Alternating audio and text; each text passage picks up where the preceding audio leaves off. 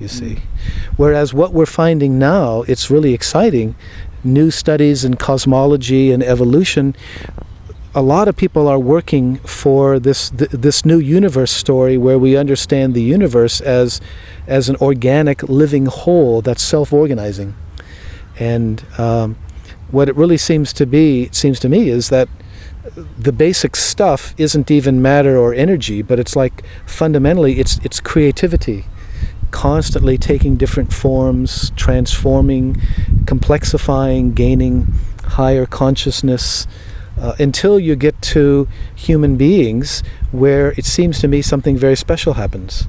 And this is an important point because you have a dialogue between the old people who think God put us here to control and use everything else, versus some biologists and deep ecologists who would say, we're no different than any other species. But I wonder if they both miss the point that with human beings, what we have is new forms of the creative process. That is to say, we're creatures that create. With us, new types of creativity become possible. And to say it another way, in our meditation practice, when we learn to disidentify with everything, this also is what enables us to wake up and identify with the whole cosmos, and to take the well-being of the whole cosmos as the meaning of our lives, both individually and collectively. This is huge. This is a much more, first of all, we're not some accidental form of dead matter. It's precisely what I meant by the perception of reality, because that's what you call the creative process, because that's what is given to us. And you can, in a way, one can interpret the words of Old Testament is that the Adam was put in the garden to take care of that garden, because it was in the Adam's capacity. It is in the capacity of the human being, it is in the capacity of the human nervous system, human creativity, because it's absolutely identical with the greater cosmos. Because as some of these presenters from the scientific background showed us, that man stands right in the middle of the greatest in terms of the size. Humans. Yeah. Well, it's an old. The human stands in the middle. English is a second language. And the smallest, so that in a way that this is the great Adam Kadmon, the Purusha of the Upanishad, the Purusha in the form of the human. So this, in a way, that's what I meant, and then you've took it further in terms of the creative process. Like, let's say, nothing is devoid of consciousness. Everything is consciousness. The tree is consciousness. The piece of rock, as I was saying earlier, that the granite slab has consciousness, and if you zoom in to it and you carry on zooming in, then that inert dense matter will eventually go on the level when everything is dances. There's nothing in the universe, even on that level, is absolutely inert. Everything is relatively inert to something else. So in human being, liveliness brought to its utmost.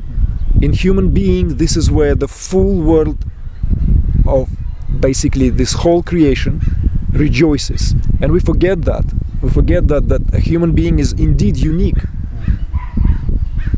And that precisely, in my view, what places us in the position of responsibility.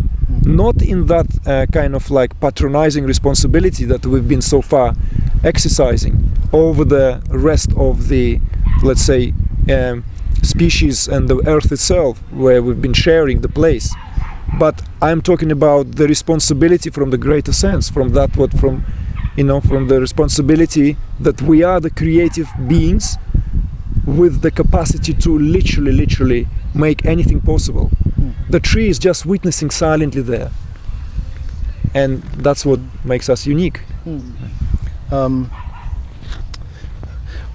of the important things about the Adam and Eve story that really stands out for me is that God made man, or as we now say humans, in his own image.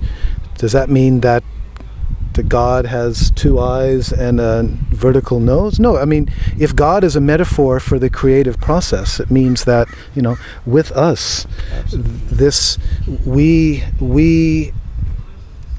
embody that creative principle in a way that no other created being does, which gives us, of course, very special responsibility. But how wonderful it is to realize that the same creative process that creates a galaxy, the same creative stuff that creates a rose bush or a rock or this tree, is also creating our thoughts and our words right now. That this gives us the kind of non-duality, the kind of new story that I think we're going to need if we're going to give life a meaning. And we can see how this is a way of explaining that it's with us that the cosmos creates meaning and also creates responsibility for itself. And so, I mean, we're all talking about this story. It's really, really exciting, the potentialities built into it. Sorry, No, that's all right. No, I love that. And you know what you were saying about Darwin kind of taking God out of the equation. Maybe he took God, the old-fashioned concept of God, and so if we just kind of look a little bit more closely, God hasn't gone anywhere, and as you so beautifully put it, every single particle of creation is brimming with intelligence, and if you look at anything closely enough, look at a single cell under a microscope. Holy mackerel! That's not just a lot of little billiard balls running into each other randomly. There's some incredibly intelligent orchestration taking place there that is beyond our limited comprehension, and every single particle, all the trillions of cells, even within our immediate view here, are just saturated with that intelligence. But as you've been saying, we as human beings are somehow an even more developed expression of that, or we're able to sort of channel it more intentionally and fully than a blade of grass or something. So we're more influential, which kind of gets me to something Igor was saying, and which gets us back to the point of, should we feel hopeless because the powers that seem to be destroying the earth seem so vast and we seem so puny? If you go to a subtler level, you have more power. The chemical level is more powerful. If you release the energy in a lump of coal, it's a lot more powerful than the lump itself. If you burn the coal, or if you went to the atomic level of the coal, a single lump could probably power an entire city if that were the substance they used to create that kind of a nuclear power. So subtler levels, and as physicists tell us, the amount of energy on some level in our pinky exceeds, and it's just vast, inconceivable. It exceeds the amount of energy in the entire manifest universe. So we have a kind of the principle of the fulcrum going on here, where a great big, seemingly immovable rock. What are we going to do? But if we have a fulcrum, we can actually move the rock. So being able to function from a subtler level of awareness gives us an influence that we wouldn't have if we were just trapped at the surface. And so, spiritual, quote-unquote, people need not lament. They will and have and are having a powerful influence in the world, creating a new reality, as Igor puts it, by perceiving a deeper reality. They're actually manifesting that reality. Einstein was quite uncomfortable with quantum mechanics, famously, because he found the unpredictability, the indeterminacy principle really uncomfortable. It seems strange, but I wonder if he missed the point here, that as a physicist he was looking for regularities that he could make into laws, and I wonder if we can say that at the quantum level this is a manifestation of this creativity, which can't be predicted, can't be completely controlled. That's part of the process. Just like geneticists know that our DNA varies and mutates at a pretty constant rate. That is to say, in a way, that's exactly what I meant with the perception of reality. Because when Rick made the comment, I did not mean that just perceiving reality as in terms of yourself, realized self, What I meant is exactly what you just saying, that it is exactly that conscious perception.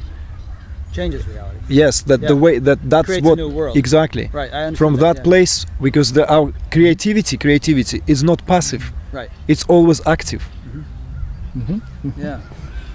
And that a new story is part of Exactly. it, a That's new way that's of- when we weave a new story. That's Right. exactly when we reintroduce new mythology, or we create the new story which our children and grandchildren will live. Right. Not very non-dual, I know, but that's that's how I feel. But of course, the challenge now is that we can understand who we are and our role in the universe in this new way, but we're challenged by the fact that this is a new story, still struggling to be born, and that the social economic world is largely determined by the old story, and that we're at a point in our social evolution where there's lots of resistance to the change. And again, I think spirituality has a lot to say. It can give us insight into the fact that, of course, the fundamental resistance here comes from the delusion of separate self, right? Not only the hyper-individualism and narcissism of so much of American life, but also the way that this ego becomes collectivized and institutionalized. So one of the things I've tried to point out is how Buddhism talks a lot about these three poisons: greed, ill will, delusion. Today they seem to be taking institutionalized form. Our economic system is really institutionalized. I mean, this preoccupation with, if greed is you never have enough, isn't that our economic system? Likewise, our militarism, institutionalized aggression, our media as institutionalized delusion to control our way of thinking, to keep us in this old paradigm, to keep us consuming, pursuing that as the way to be happy. So it's keeping this the challenge. old story, rotating the old story, keeping us within that old story. And this is specifically media, because like literally the military and everything, you can, because the Goebbels, the four most important Nazi members, he said that you don't, like, once you have control of media, that's it. Yeah. You have total control. That's, you have a total control. Yeah. You know, that's the only control you need. You need to have control of the media, and that will by itself control the collective consciousness. And this is exactly where the new story comes into being. This is exactly the new story. This is exactly when we introduce, when we weave in the fabric of our existence, when we no longer participants or willing participants in that play which outplayed itself.